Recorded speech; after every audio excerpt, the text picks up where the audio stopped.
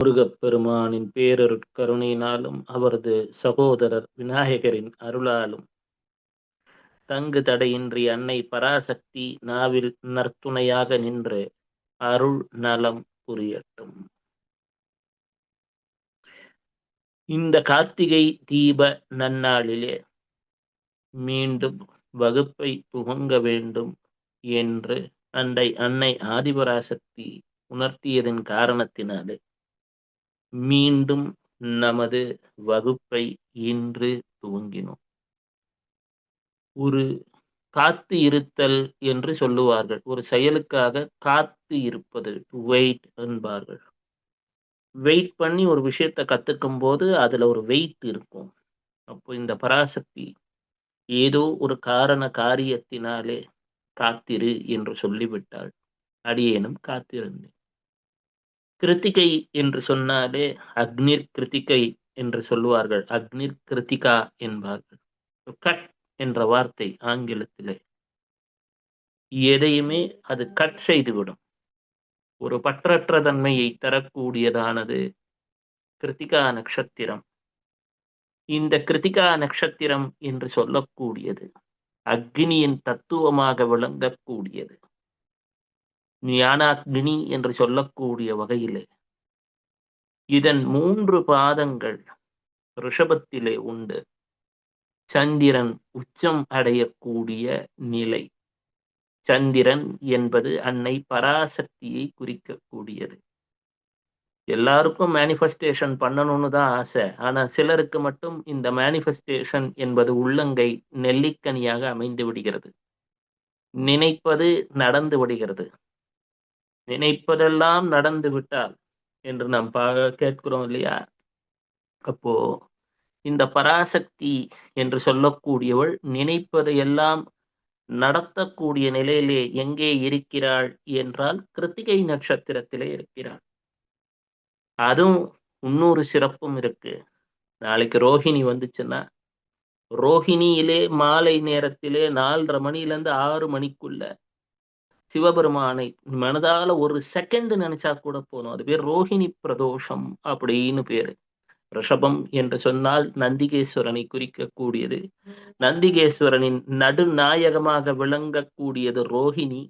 அந்த ரோஹிணி நட்சத்திரத்திலே நடனம் புரிந்து கொண்டிருக்கக்கூடிய சிவபெருமானின் நேரத்திலே சிவபெருமானை நினைத்து விட்டால் ரோஹிணி பிரம்மனது நட்சத்திரம். சாதாரண விஷயம் கிடையாது. அப்போ ரோஹிணி என்று சொல்லக்கூடியது பிரம்மனது நட்சத்திரம். நாகத்தை குறிப்பது, ஆண் நாகத்தை குறிப்பது ஒயிட் கோப்ரா. கிருத்திகை நட்சத்திரம் என்பது அத்தி மரத்திற்குரியது. அத்தி மரத்தின் வேரிலேதான் தத்தாத்திரேயரும் அனகாலட்சுமியும் இருப்பதாக சொல்லப்படுகிறது. புராதன காலங்களிலே எல்லா சமயங்களிலும் அத்தி மரம்தான் பல்வேறு கொடிய நோய்களுக்கு தீர்வாகவும் சொல்லப்படுகிறது. அத்தி மரம்தான், அத்தி பழம்தான். அத்திவரத வினைலாம் நம்ம கேள்விப்பட்டிருக்கோம். சுக்கிரனின் தன்மை அத்திக்கு உண்டு என்பார்கள். ஆயுளின் சக்தியை அதிகரிக்கக்கூடியது அத்தி என்பார்கள். அக்னி தத்துவம். அப்போ சூரியன் இந்த காலகட்டத்திலே அவன் விருட்சகத்திலே தவம் இருந்து கொண்டிருக்கின்றான். புதனும் சுக்கிரனும் சேர்ந்து இருக்கின்றார்கள். ஏன் ரொம்ப நாள் ஆச்சு, திருப்பி ஏன் வகுப்பு, எப்படி அப்படின்னு தோணி இருந்தால், நேற்று ஒரு தியானத்திலே இருந்தேன். அன்னை பராசக்தி ஏதோ ஒரு வடிவத்திலே சொன்னாள், மீண்டும் வகுப்பை துவங்கு, கார்த்திகை நன்னாளிலே துவங்கு, எண்ணிய எண்ணமது திண்ணமாய் செயல்படவே, ஓங்கும் சிவநாமம் வளர்ந்திடவே மீண்டும் பேசத் துவங்கு என்றாள். அவள் பேசச் சொன்னதும், சரி அம்மா பராசக்தி, கிருத்திகா நட்சத்திரம் அக்னியின் தத்துவம், சூரியன் ஆதிக்கம் பெற்ற நட்சத்திரம், சதுர்த்தசி என்று சொல்லக்கூடியதும் பௌர்ணமி என்று சொல்லக்கூடியதும் அந்த ஈசனது வழிபாட்டிற்கு உரிய நன்னாள் என்று பரவாயில்ல, மியூட் போட்டுடலாம், டோன்ட் வரி. அப்போ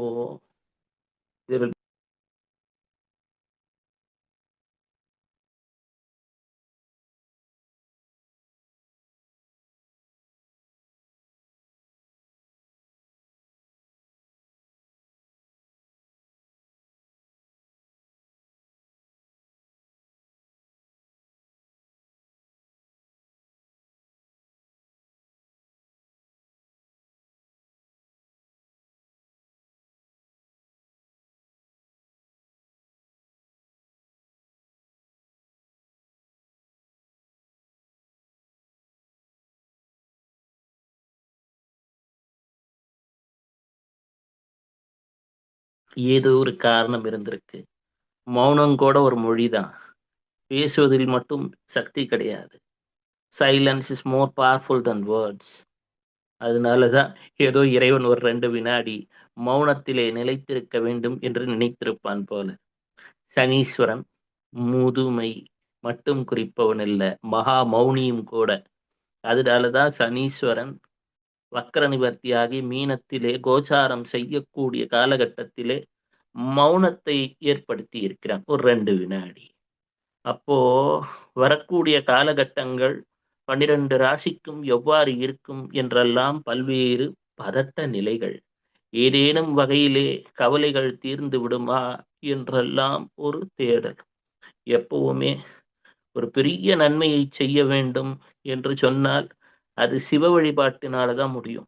எத்தனையோ இருந்தாலும் கூட புலிப்பாணி ஒவ்வொரு பாட்டிலையும் முதல்ல துவங்கும் பொழுதே ஈசனை வழிபட்டிருப்பார், அன்னை பராசக்தியை வழிபட்டிருப்பார், 15 சித்தர்களை சொல்லியிருப்பார், கடைசியா சொல்லியிருப்பார் போகரோட பெருங்கருணை கடாட்சத்தாலே அப்படின்னு இருப்பார். அப்போ என்னன்னா, என்னத்தான் சொன்னாலும் வெறும் 300 பாட்டு. ஆனா அந்த 300 பாட்டுல புலிப்பாணி எல்லாத்தையும் தந்துட்டான். தந்துட்டு சொல்றார் போகருடைய பெருங்கருணை கடாட்சத்தாலே அப்படின்னு.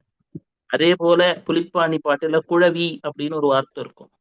அந்த குழவினா 2லே இந்த கிரகம் இருந்துச்சுன்னா குழவியால் யோகம் உண்டு அப்படின்னு போட்டிருப்பான். அப்படின்னா என்னன்னா குழவினா தெரிஞ்சுக்கணும். குழந்தைன்னு பேரு. அந்த குழந்தை யார்? முருகப்பெருமானுக்கும் தான் யோகம் உண்டுன்னு பொருள். இது நேரடியா எந்த புத்தகத்திலையும் போட்டிருக்க மாட்டான். கேட்டா சாதாரண ஜோதிடர்கள் என்ன சொல்லுவாங்கன்னா, குழந்தை பிறந்தால் யோகம் உண்டு. அங்க அது குழவின்றது குழந்தையை குறிக்கவில்லை, முருகப்பெருமானை குறிக்கிறது.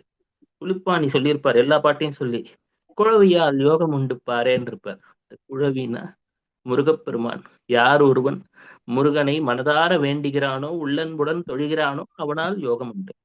அப்ப இது போன்ற சூழ்நிலையில எப்போ வரும்னா 2030, 31, 32ல சனி சஞ்சார சம்ஹிதா அப்படின்னு ஒரு புக்கு.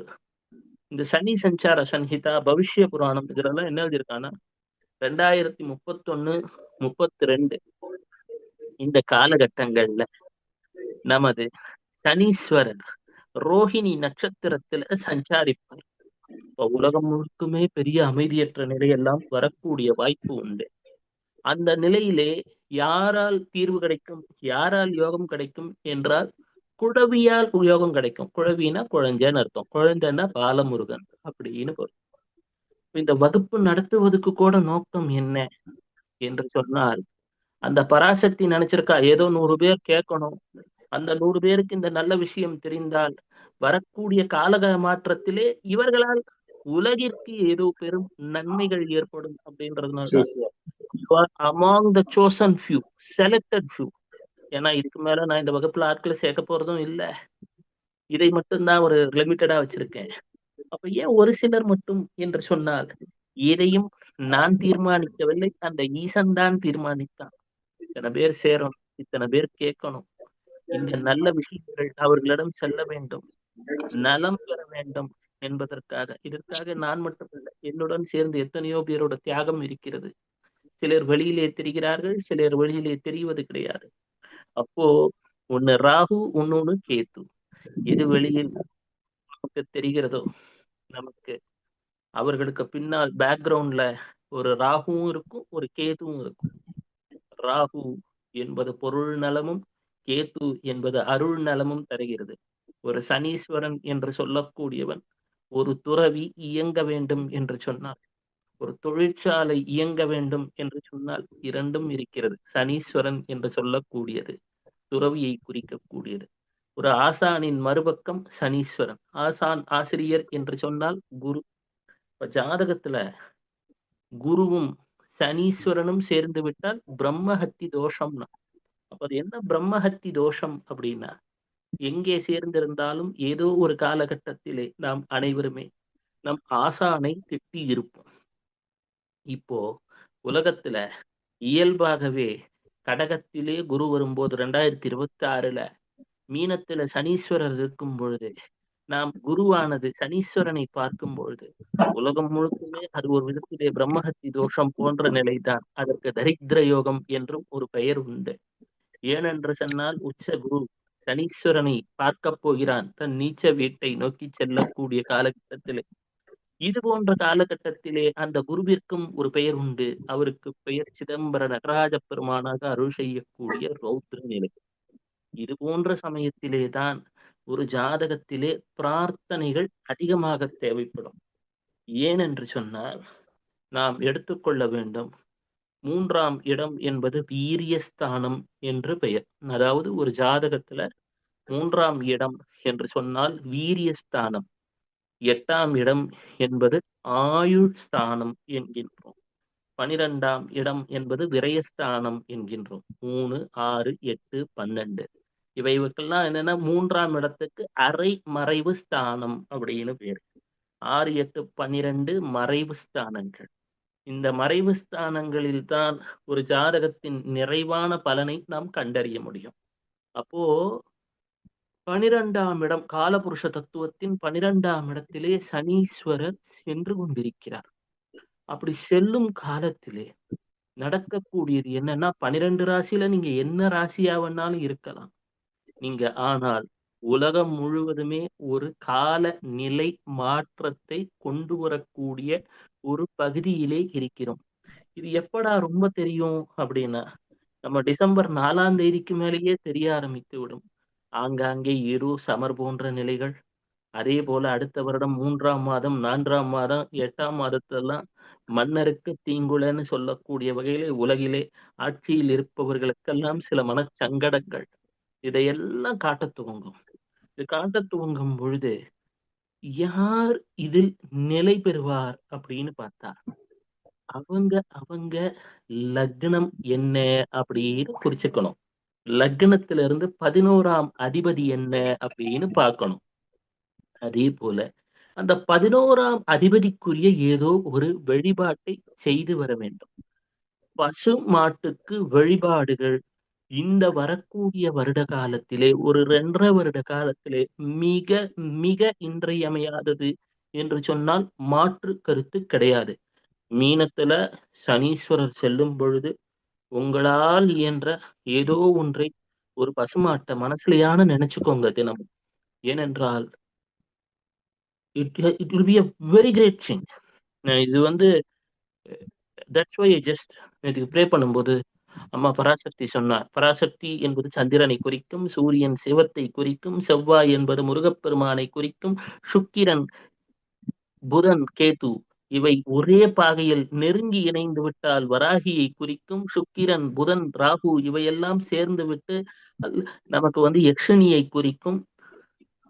இதே செவ்வாய், ராகு பிரத்யங்கராவை குறிக்கும்.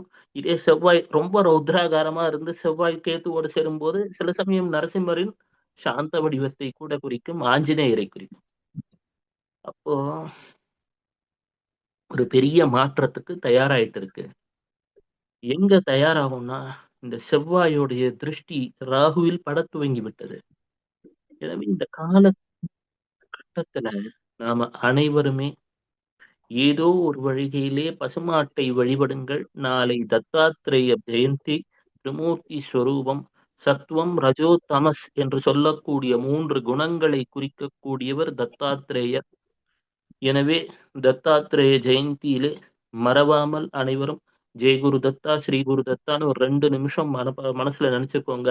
பித்ருக்களை மனதார நினைச்சு ஒரு தடவை எங்க முன்னோர்கள்லாம் நல்லா இருக்கட்டும், யாரையும் ஜட்ஜ் பண்ணாதீங்க. பித்ருக்களை நல்லவங்க கெட்டவங்கன்னு ஜட்ஜ் பண்ணாதீங்க. ஏன்னா 5ஆம் இடத்து சிம்மத்திலே கேது வரும் பொழுது பித்ருக்களின் வழிபாடு மிக மிக முக்கியம். கேது வந்து பித்ருக்களை குறிக்கும், மக நட்சத்திரம் பித்ருக்களை குறிக்கும். எனவே இந்த ஒரு காம்பினேஷன் வரக்கூடிய காலகட்டம் பித்ருக்களை ஒரு 2 நிமிஷமாவது நாளைக்கு மனசுல நினைச்சிடுங்க. இனி அவ்வப்போது வகுப்பிலே சந்திப்போம், சிந்திப்போம். இறைவன் நமக்கு துணை புரிவானாக. நம் மாணவர்களுக்கு அனைத்து நலமும் வளமும் பெருகட்டும். We will be in touch daily. We will be talking about something. Our classes have officially commenced by the grace of Lord Parashakti. Siva Siva.